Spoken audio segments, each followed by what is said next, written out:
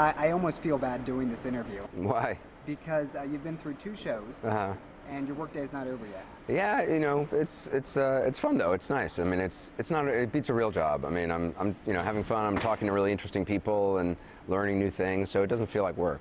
It's got to be exhausting though too. I mean, the reality is you're on. I mean, and you're not only on while the camera's on, you're also on during the commercial breaks, yeah. and you're greeting people as they've kind of taken time out of their day to be I mean, it's tiring some days. It's a lot of hours, but I've gone out with the Marines in Helmand Province in southern Afghanistan. That's real hard work, and that's tiring. What they're doing over there. This is a blessing. I feel very privileged to be in this position where I can meet all these people and learn all these new things. So it's fun. How's the show going? I mean, you're 2 months in.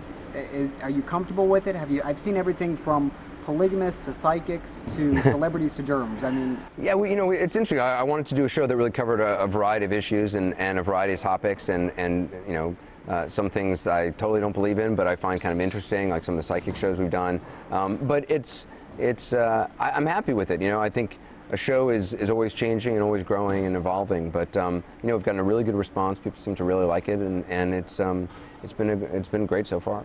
You're coming into this daytime talk world, so to speak, at a time when someone just said her goodbyes, and that's Oprah. I mean, do you feel the pressure ever to kind of live up to what the standards that she set during the daytime? I think Oprah is still around, and she's not going anywhere, and she's still doing remarkable work. So, I'm not trying to follow in any one person's footsteps. I'm just trying to be myself and do the best show I can, and I'm hoping to learn something new every day, and I want my viewers to learn something that they can use in their own life every day, and that's what makes the show kind of fun, and it gives the show a purpose. And I certainly hope it lasts, and hope that it's around for a fraction of the time that Oprah was on the air. But it's a fun process. It's totally different than what I've done. I've been a reporter for 20 years, and I'm continuing to report at night. But it's nice to be able to kind of do different things. I guess when I ask the Oprah question, what I'm really asking is, are you going to give away cars? Am I going to give away cars? I don't think we have the budget to give away cars at this point, but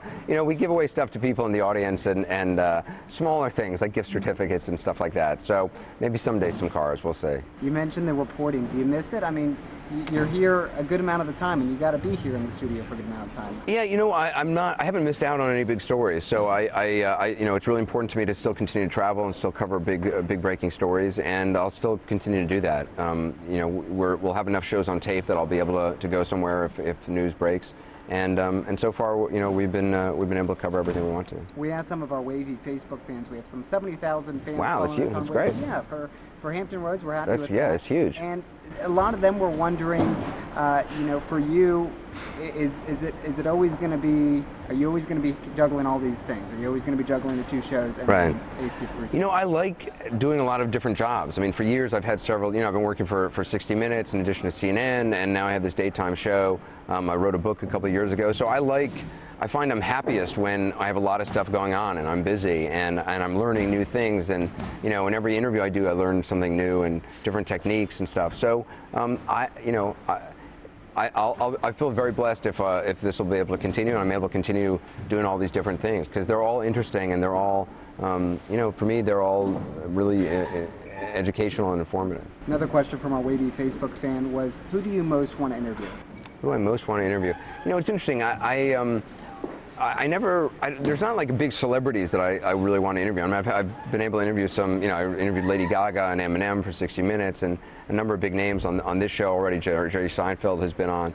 But, to me, the people I really learn from and inspired by are people who are facing an obstacle in their life, or facing a crisis in their life, or a situation in their life, and figuring out how to live a life with dignity and live a life holding their head up high, even despite all the struggles and obstacles they're facing. And those are the people that I really learn from the most. And so they're not famous people or anything, but they're real people who are facing real life challenges, and those are the people I like interviewing the most. Of all the stories you've covered, have you ever gotten too close to a story, too close to maybe some characters that have been... I don't think I have gotten too close. I mean, I do believe in experiencing things for real. The whole idea of just like dropping in on people's lives and being dispassionate and not, kind of being the all-knowing, all-seeing, reporter or anchor. I think it's kind of a false thing. But, I was in Haiti a couple of years back and was in a riot, and there was a kid in trouble who had been hit with a cinder block and was in and out of consciousness, and I took him out of the crowd, and I got some flack for that, for kind of crossing a line. But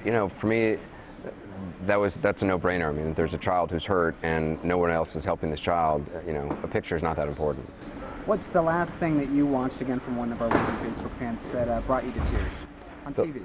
The last thing that I watched that brought me to tears, actually, the last time was probably on my own show.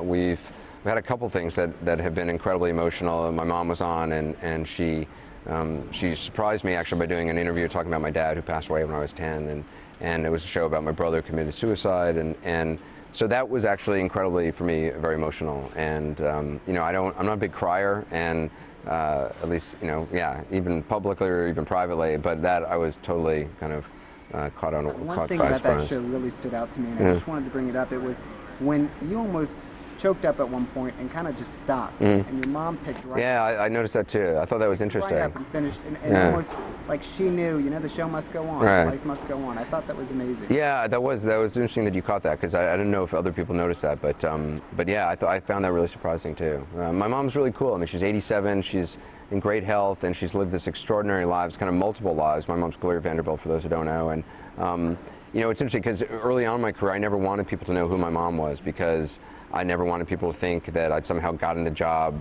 or created a career based on who she was. Not that she has any input in the news world, but I just didn't want people to kind of associating her with me, because I wanted to forge, make a name for myself. And so it's only just in the last year or two that I've sort of become more comfortable with people knowing who she is, and I have her on the show a bunch, and she's I feel very blessed to have her in my life. You gonna have her on the show some more often? Yeah, I think so. She likes it seems, and I think she likes the free hair and makeup that we give her. But she's great to have around, and she's always interesting. I gotta ask you, have you ever been to Hampton Roads, Norfolk, Virginia Beach? I've been to Norfolk, which is a great. I don't think I've been to Hampton Roads, but if I get an invitation, I'd love to come. Also, I mean, Hampton Roads is a huge military town. Yeah, of course. We're have Naval Station Norfolk right there. Would you be able to serve in the military today? Would I be able to? I don't know what the cutoff is age-wise. I'm 44 now, but I mean, I embed a lot with the military. Ever since I started out of college, a friend made a fake press pass for me, and I started going to wars and with a home video camera. And I worked a lot in wars in Africa, and obviously in Iraq and Afghanistan over the last 10 years or so. So to me, I look at what those men and women do, and I just find it amazing. I've gone out on patrol, as I said recently, about a year and a half ago, with Marines in Helmand Province. And it's 110 degrees out. They got huge packs on, and just day in and day out, dealing with the heat and the dust. I have such respect and admiration. I don't think I could do it. I mean, I don't think, I'm 44 and I work out a lot, but I don't think I'm in good enough shape. But I have huge admiration for our fighting men and women. I know you got to go to another show. I want to ask you just 6 words. I'm going to mention them, kind of rapid fire. You kind of give me the first thing that comes to mind. All right? All right. Depardieu. Urine. Yeah, and giggling. 2 words.